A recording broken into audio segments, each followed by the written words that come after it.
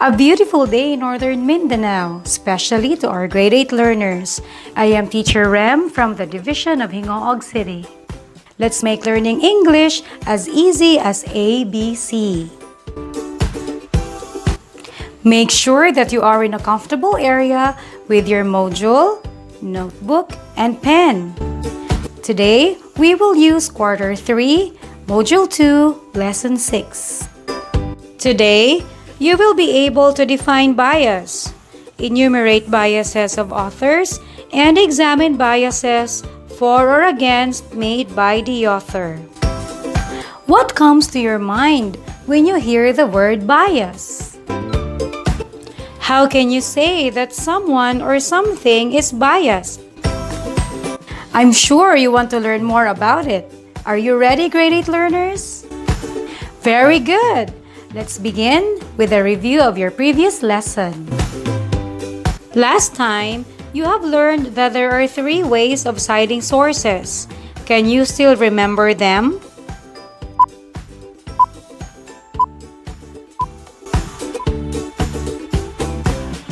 You are correct, learners! The 3 forms of citations are the APA, MLA, and Chicago. What is the meaning of APA? Brilliant! It means the American Psychological Association.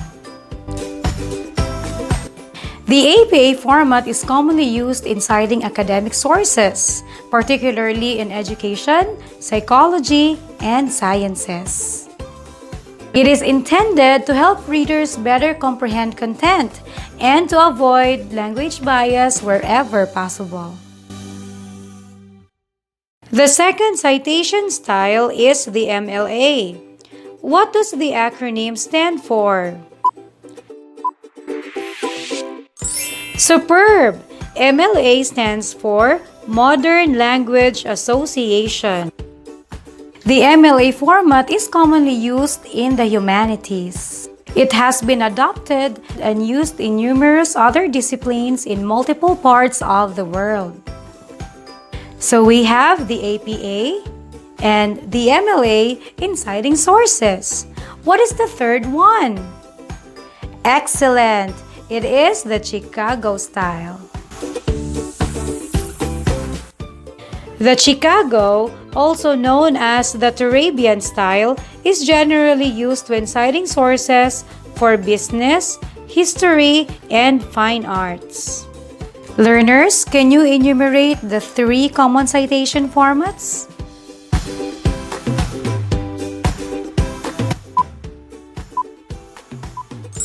Well done, learners! The 3 citation styles are the APA, MLA, and the Chicago. These citation formats are needed to give proper credit to the authors and to avoid bias whenever we decide to use their work as our sources. In this lesson, you will learn that there is more to reading than just knowing what individual words mean. You must be able to read between the lines to get the full meaning of the text. That means understanding and identifying some techniques used by the author. One of the keys to understanding a text is identifying author's bias. Let's have this activity. I will let you choose between 2 objects, animals and persons. Point to the object which you like better. Are you ready? Great! Let's begin. Which do you prefer? Cake or pizza? Milk tea or ice cream? Movies or music? Cats or dogs? Lee Min-ho or Kim Su Yoon? Were you able to make your choices? Sometimes, our preferences may lead us to being biased. Are you familiar with the word bias? B-I-A-S. B-I-A-S. Bias. What does the word mean? Bias means partiality for or prejudice against someone, something, or some idea. In Filipino, the term bias is translated as pagkiling or pagkampi. In Bisaya, it is translated as pagpihig. Let's analyze this paragraph. Listen carefully for the author's choice of words. Cats and dogs are both good pets. Dogs are affectionate, but they are extremely difficult to care for. Cats, on the other hand, are also very lovable and cuddly. They require only moderate care that isn't too time-consuming. Based on the writer's choice of words, which do the author prefer? Cats or dogs? Cats! You are correct.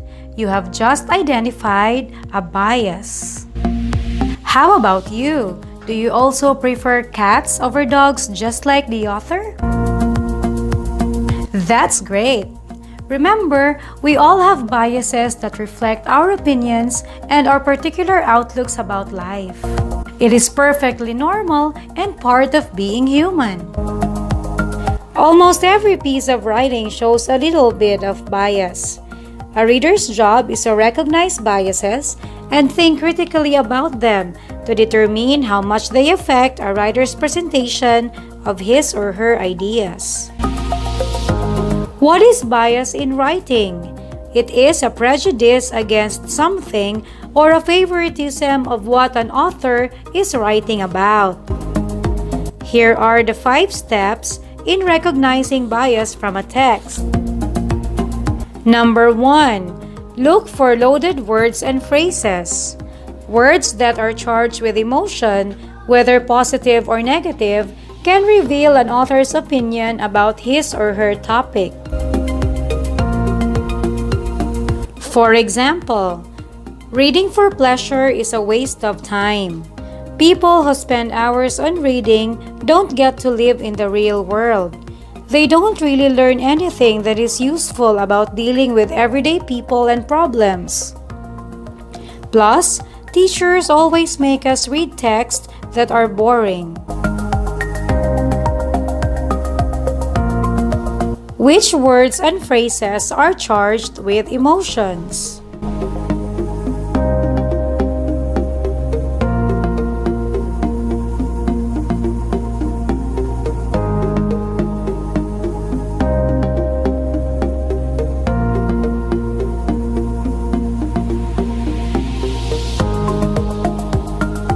The word boring, the phrases a waste of time and don't really learn anything, these imply the author's bias.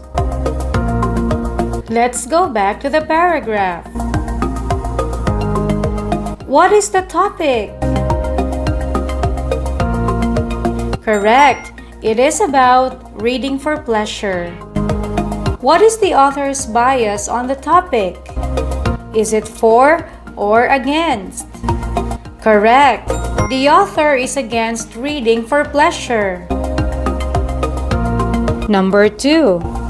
Watch out for stereotypes.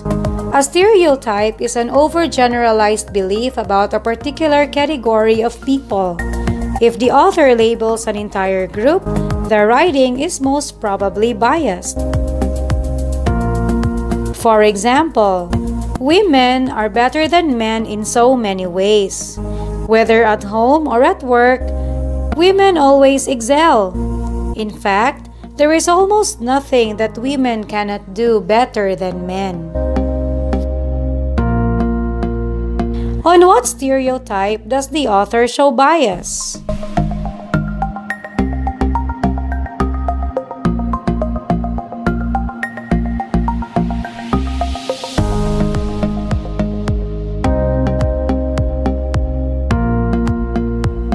The author shows stereotype on women as better than men.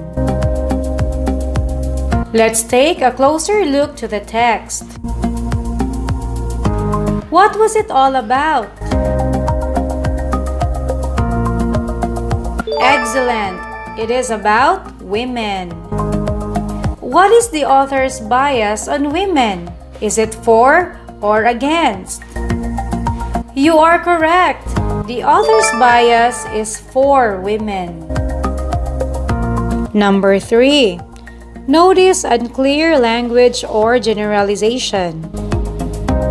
If the author isn't using specific language, this could be an indicator of bias. For example, online learning is the best mode of education in the new normal. Learners who have gadgets with internet access learn better than learners who only use modules.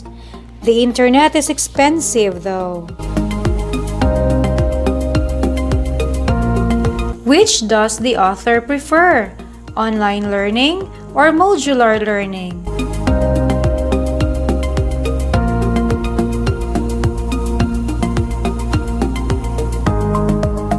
Online learning. Did the author show an unclear generalization? Yes, you are correct. The author failed in organizing his or her ideas well, resulting to giving an unclear generalization about the topic. Let's check out the paragraph once again. What is it all about?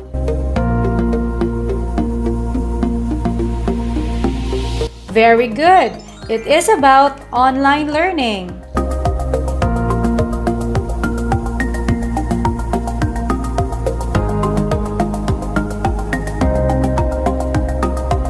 Identify the author's bias. Is it for or against? Great job! The author is for online learning. Number 4. Be on the lookout for one-sided arguments. If the author only presents one side of an argument or issue, his or her writing is probably biased. For example, many Filipinos disagree with DepEd Secretary Leonor M. Briones on the opening of classes on October 5 this year. They claim that the lives of everyone will be placed at risk once classes resume. Because of the threat of the COVID-19 virus, many people are protesting to further postpone the opening of classes. Does the author present a one-sided argument?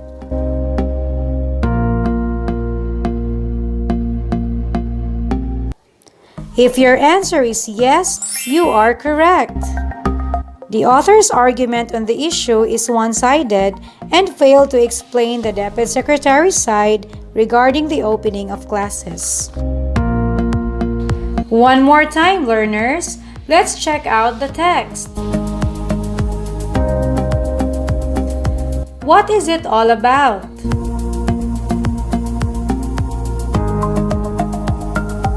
Correct. It is about the opening of classes on October 5. What is the author's bias? Is it for or against?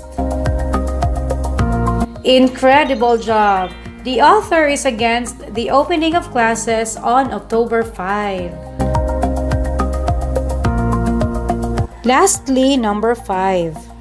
Does the author present facts or opinions? Facts are what they are, the truth. However, opinions are subjective and can be based on feelings, emotions, or prejudices. For example, most parents tell their children that engaging in romantic relationships can ruin their studies. As for me, based on my experience, being in a relationship provides inspiration to graduate. The feelings of excitement, love, and motivation make me believe that it is okay to begin relationships while studying. What does the author use on his or her text? Fact or opinion?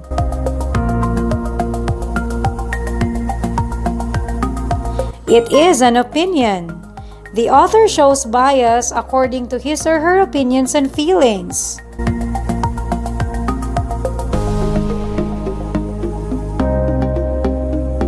He or she used the expressions, "as for me," "based on my experience," and "make me believe," as well as the phrase, "the feelings of excitement, love, and motivation," to persuade the audience to believe his or her argument.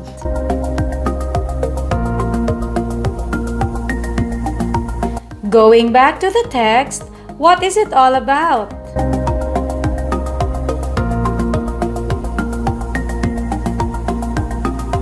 Yes, it is about engaging in romantic relationships. What is the author's bias on the topic? Is it for or against? OMG, you are so smart! The author is for romantic relationships.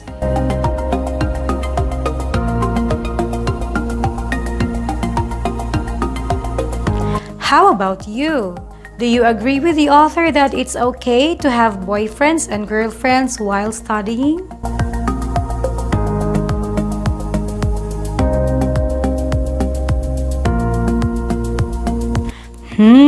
Learners, always remember that there is a perfect time for everything.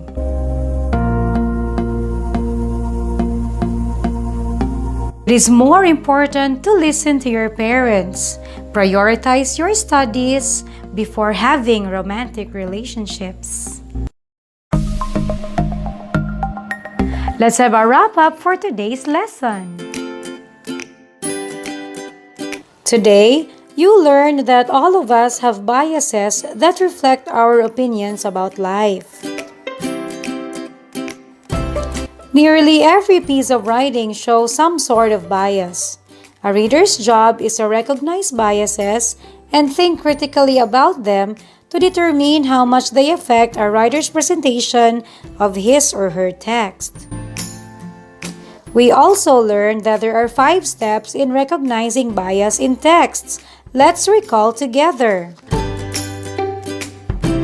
Number 1. Look for loaded words that are charged with positive or negative emotions. Number 2. Watch out for stereotypes. If the author labels an entire group, the writing is probably biased. Number 3. Notice vague language or generalizations. If the author isn't using specific language, this could be an indicator of bias. Number 4. Be on the lookout for one-sided arguments. If the author only presents one side of the argument, his or her writing is probably biased. Number 5. Does the author present facts or opinions? If the author presents mainly on his opinion, the text is biased.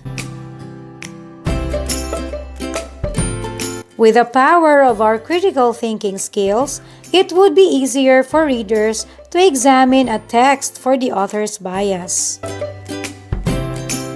Let's see how much you have learned from this lesson. Let's play the game Bias Detectives.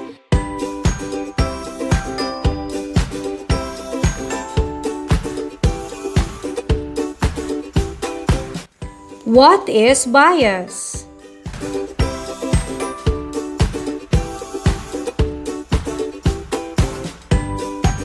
Correct. Bias means partiality or prejudice. Which word is a synonym of the word bias?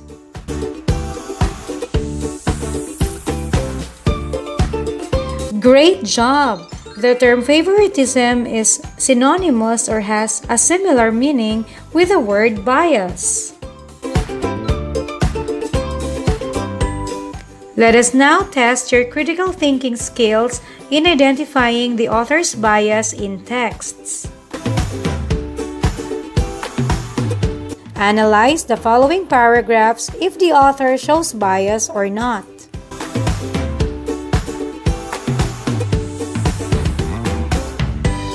Number 1. In this time of pandemic, everyone is encouraged to boost the immune system by eating healthy. I believe that becoming a vegetarian is the healthiest way to keep myself protected against COVID-19. Is it biased or not biased? The correct answer is biased. Can you point out the part of the text that shows bias?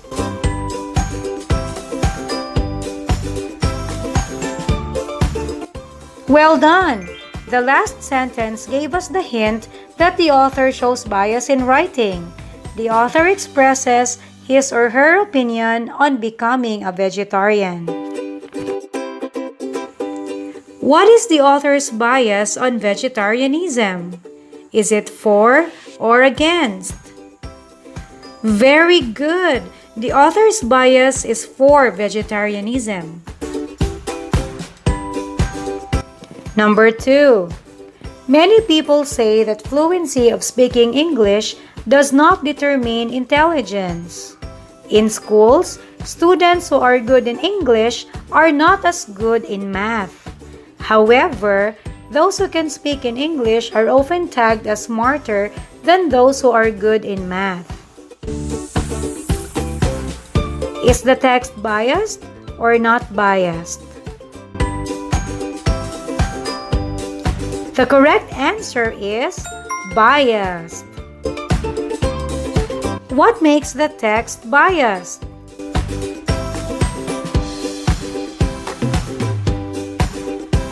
Do you have difficulty getting the main idea of the text?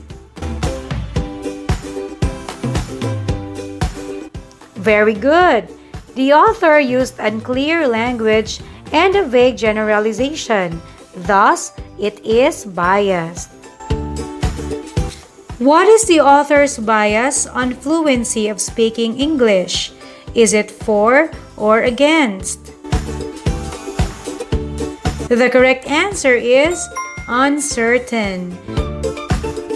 Because the author used an unclear generalization, it is not clear what is his or her stand on the issue. Number 3.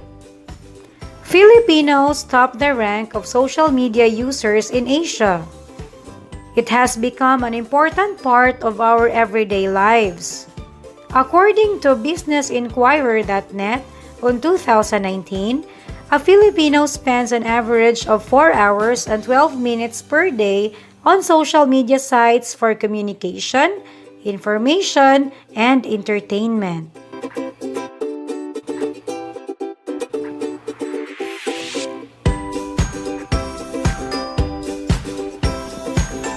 Is it biased or not biased? The correct answer is not biased. Did you get the correct answer? Very good. The author used facts and a reliable source of information to support his or her claim that social media is an important part of the daily lives of Filipinos. What is the author's bias on Filipinos as the top rank in social media usage? Is it for or against?